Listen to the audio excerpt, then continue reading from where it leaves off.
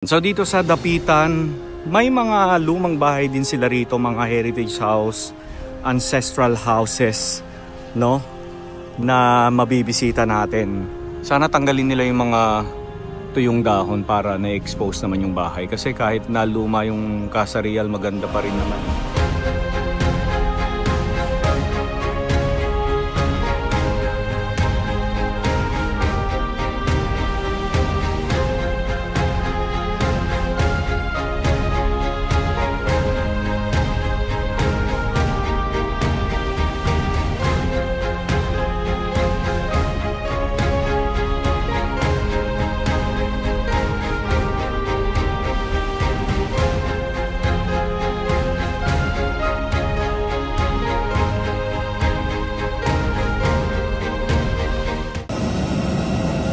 Okay, welcome to Zamboanga del Norte, dito nga sa Dipolog.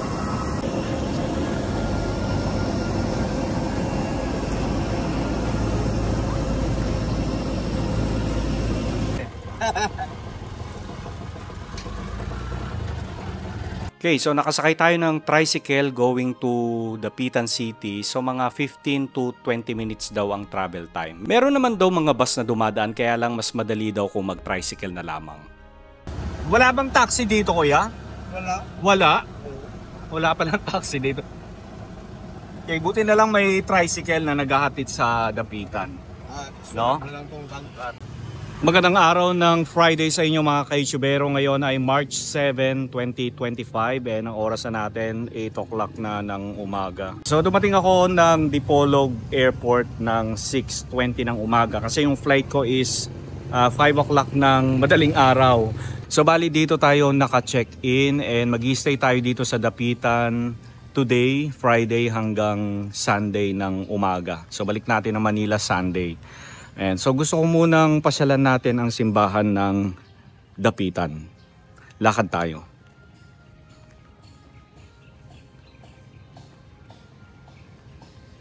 So ito, Maria Clara Street tapos Retiro Street. Lakarin natin ito papunta ng simbahan. Ayan. So mamayang 7:30 ng gabi, bibisitahin natin itong Balay Hamoy. Ito lang siya, halos katabi lang ng hotel kung saan ako naka-check-in.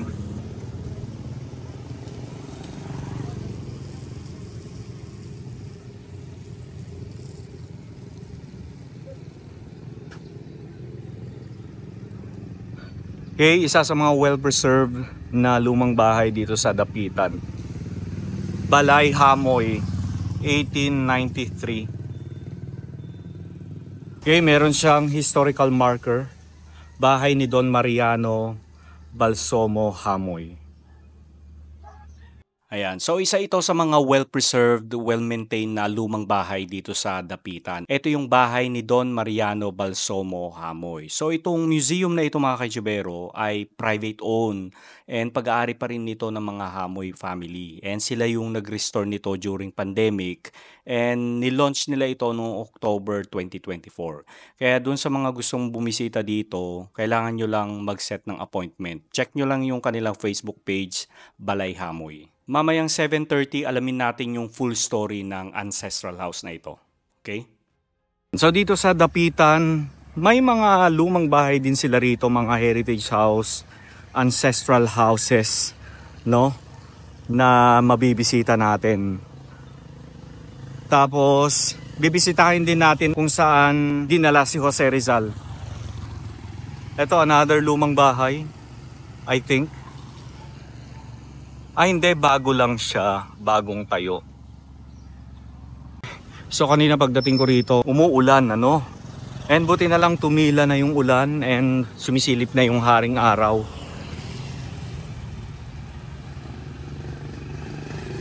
Finally, nakarating na nga tayo dito sa Zamboanga del Norte. And marami sa inyo ang nagsuggest na puntahan ko nga itong lugar na ito, especially ang Dapitan ano. Ayan.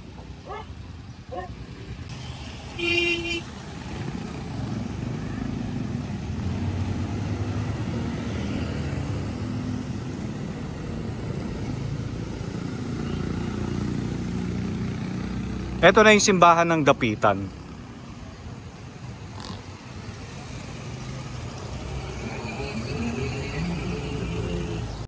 Ito naman yung lumang munisipyo ng Dapitan. Ayan, itinayo 1890s, no?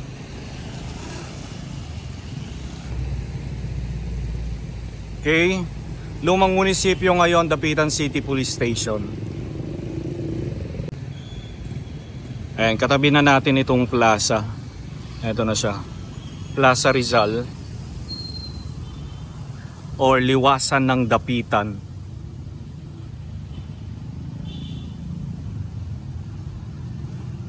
Isinaayos ayon sa plano ni Jose Rizal habang nakadistiyero sa Dapitan noong 1892 hanggang 1896.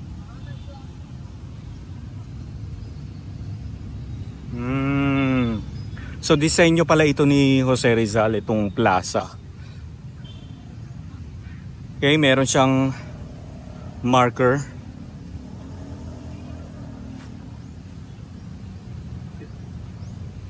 Ang liwasang bayan.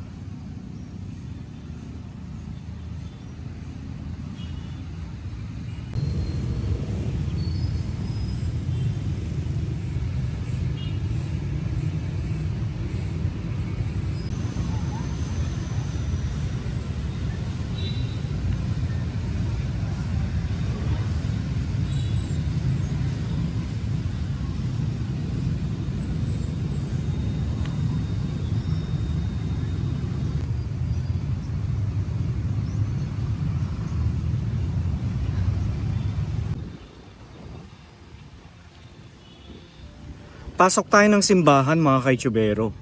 Siyempre kapag ganitong dumadayo tayo sa ibang lugar, dapat magbigay-pugay tayo sa simbahan, no? And kaya inuuna natin lagi ang simbahan. Wow!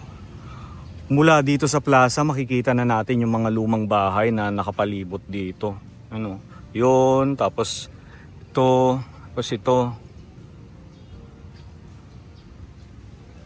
Diba? Tapos meron pa rito.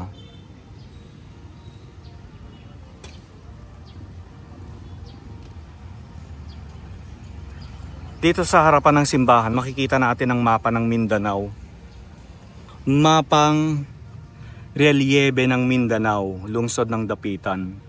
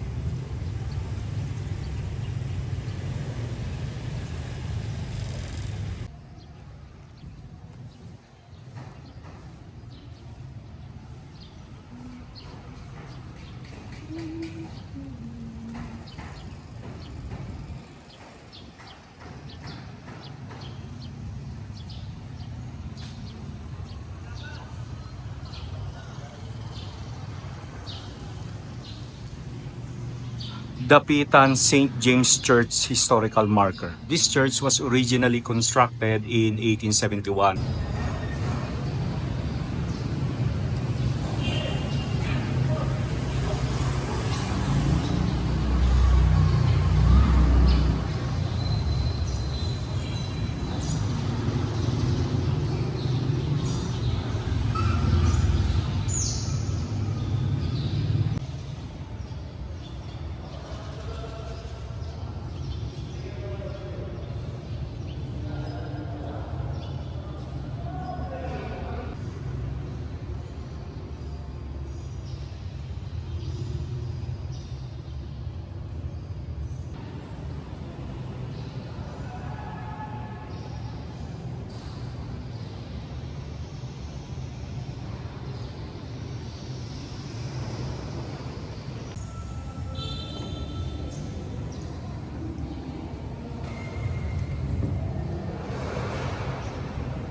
Okay, so sinasabi na dito daw sa part na to ng simbahan ng San Jaime na ipinagawa ng mga Jesuita noong 1871, tumayo si Jose Rizal tuwing linggo upang makinig ng misa sa buong panahon ng kanyang pagkapatapon sa dapitan noong 1892-1896. Ayan, so dito daw siya nakatayo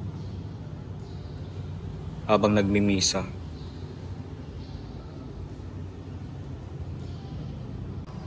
Okay, labas na tayo ng simbahan mga kaijubero.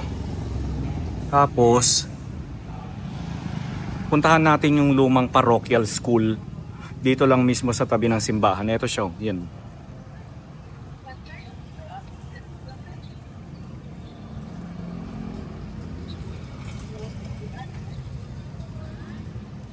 Lumang parochial school.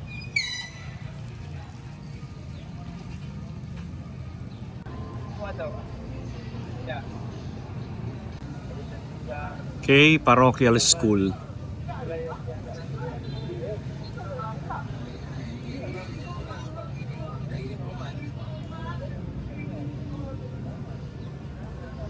Okay, puntahan muna natin yung Casa Real. Ayun siya, yung nadaanan natin kanina.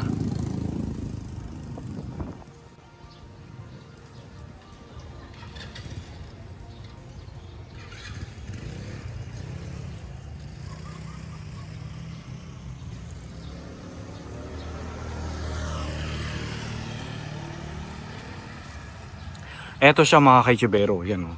Kung saan nag-stay daw si Dr. Jose Rizal. Basahin natin yung marker.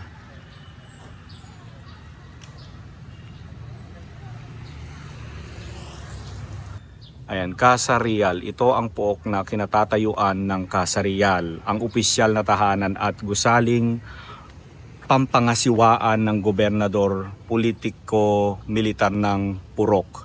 Dito nanahanan si Dr. Jose Rizal bilang tapon mula noong July 17, 1892 hanggang March 1895 nang ilipat siya sa Talisay na ngayon Dapitan Rizal Shrine. Ayan.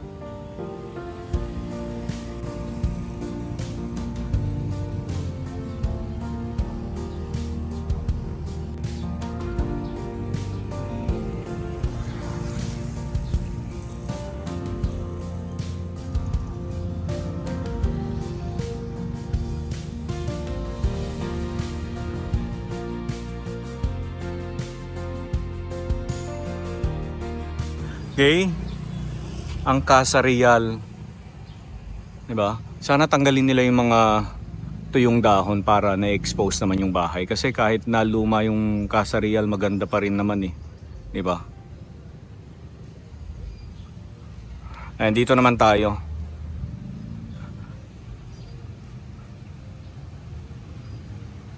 So continuation itong video natin na ito ha.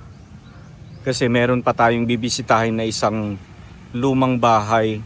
Eto, hindi ako sure kung mabibisita natin yan mamaya. Yan o.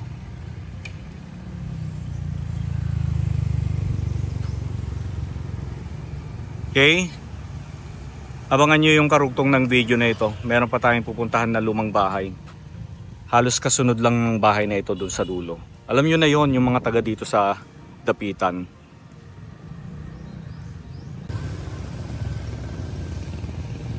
Department of Agrarian. Okay, bibitinin ko muna kayo ha. So mamaya pupuntahan natin yung lumang bahay na yon. Ayun. Eto, hindi ako sure kung mabibisita natin ito. Nakausap natin ang tourism office and yun yung sigurado na mabibisita natin. Eto, hindi pa sure. Okay?